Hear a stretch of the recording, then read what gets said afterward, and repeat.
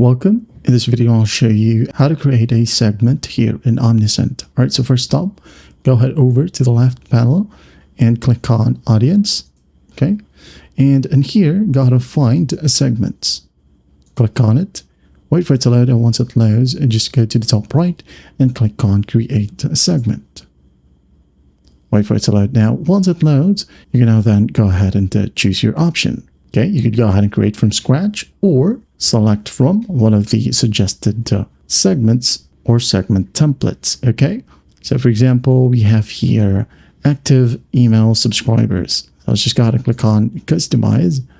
Now, all you need to do here is just go ahead and add in a filter and also define the conditions your audience must meet. Okay, you can combine multiple options to create a more specific segment. For example, all contacts subscription status is subscribed or non-subscribed or unsubscribed. Okay, to email right here or all.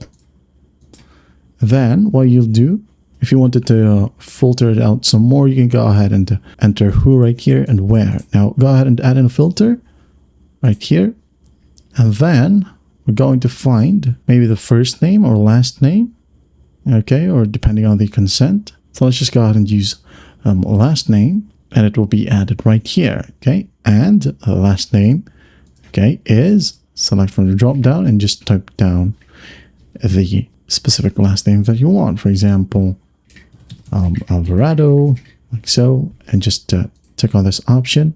Now tap away, and it will be added, okay?